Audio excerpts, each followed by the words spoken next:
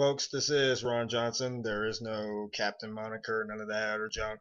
I actually just happened to flip through a couple of, my little tabs on my little internet browser and happened to see here and, come to realize that I have a tendency to piss people off. I mean, let's be honest, I do. And I was listening and watching the Sports Courier's important message from my boy, my bro down over there on the East Coast, Fred Richani, who was describing basically trying to clarify certain things. And I guess that seems to be the theme for the day. And I'm going to do the exact same thing.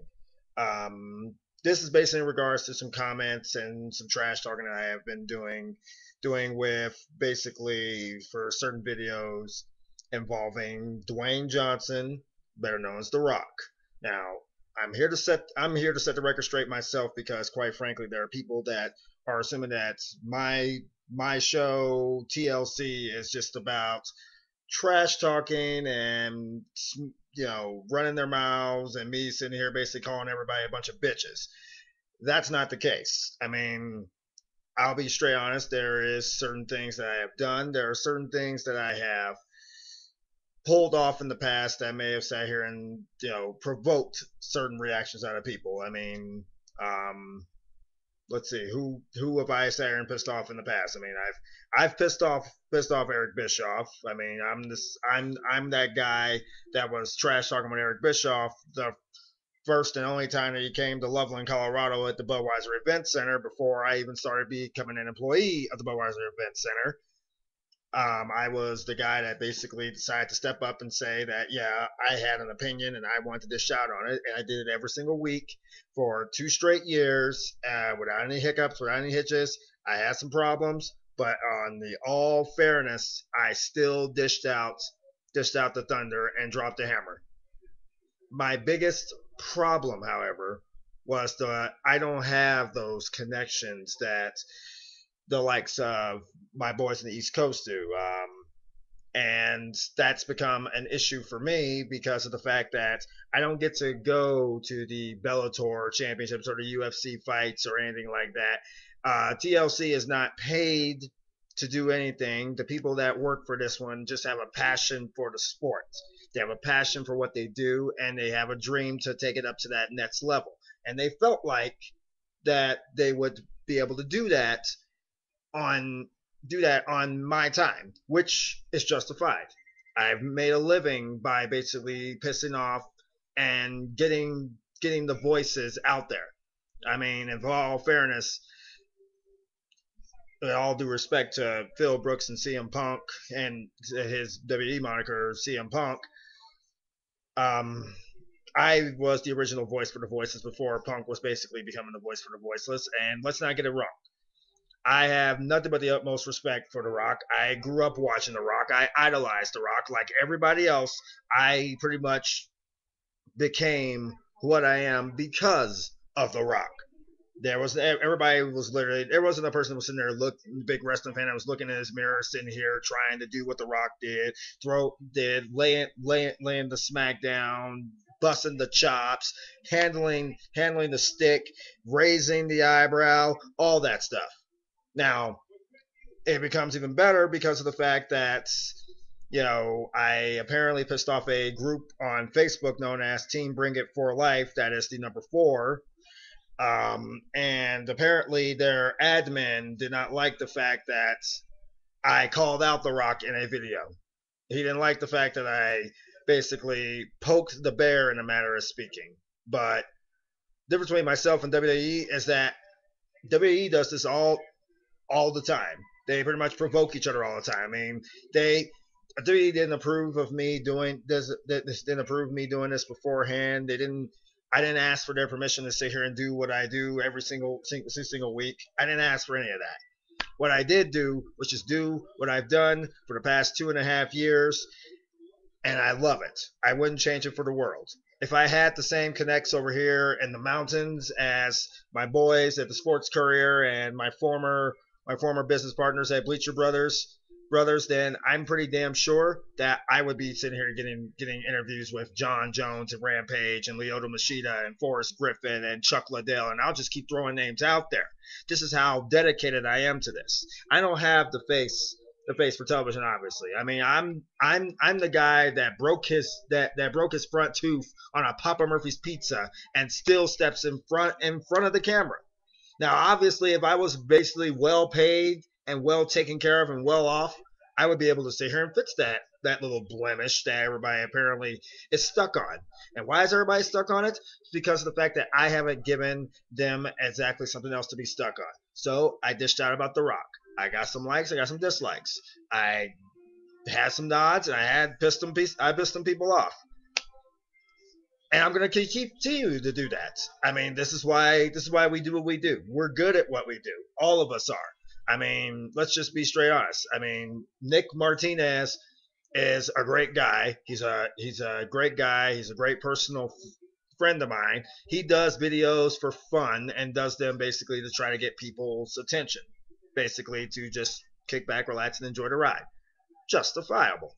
Fred Richani, I've known him literally since my days at Bleacher Report, when Bleacher Report was just this small little company out of San Francisco.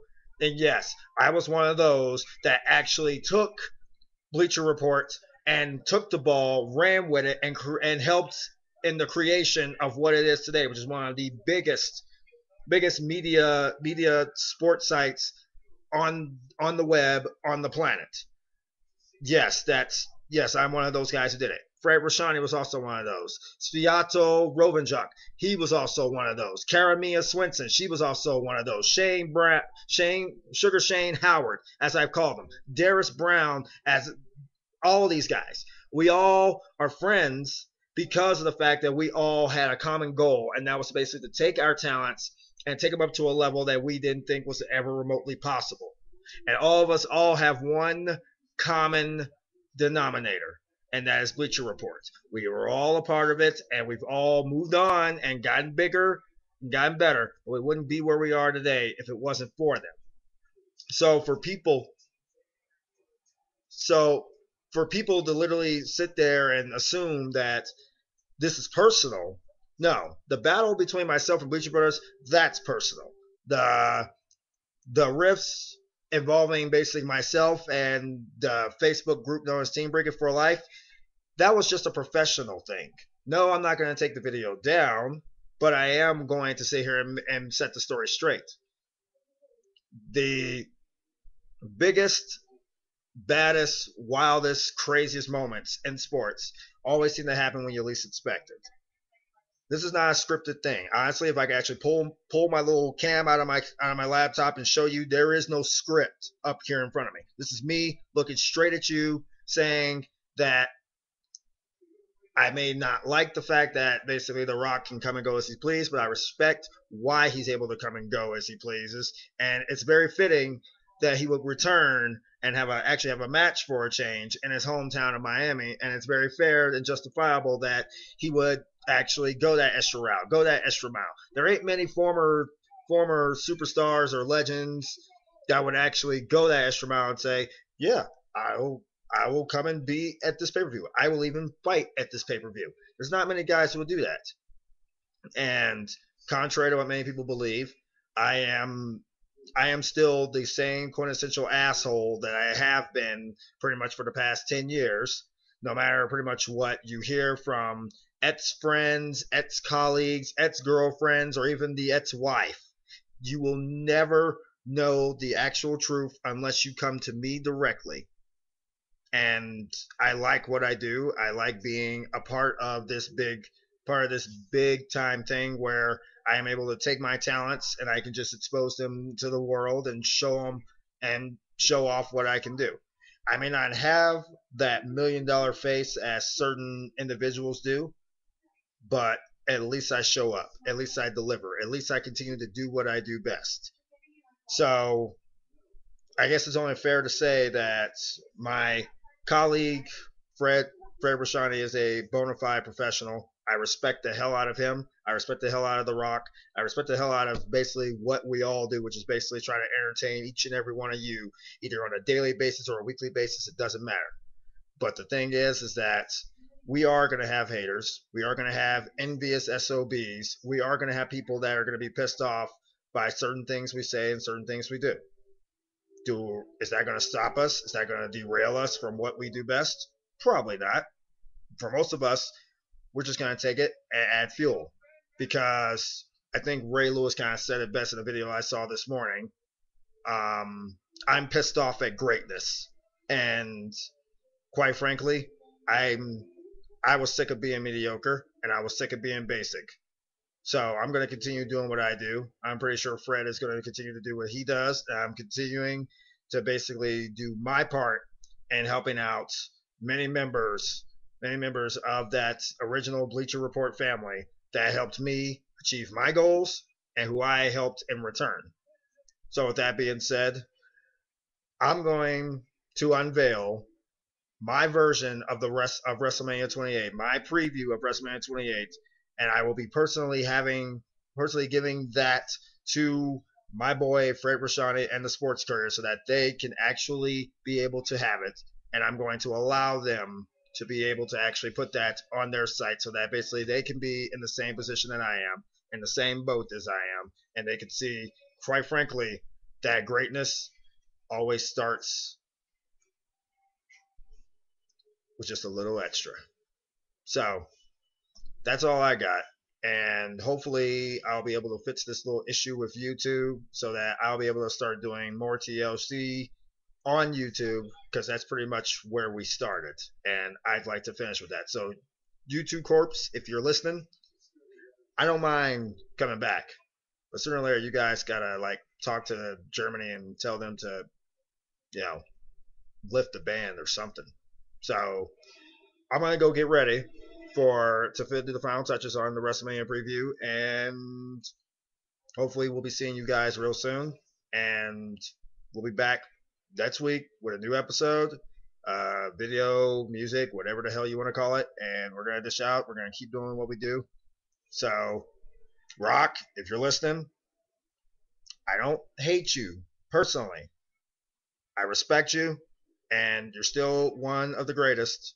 So I'm pretty sure if Rock even responds to this, it'll be a shocker. And as far as basically all the haters go, well, Fred said it best, but I'm gonna take a page out of Cena's book. Y'all can't see us, so get ready, because you ain't seen nothing yet.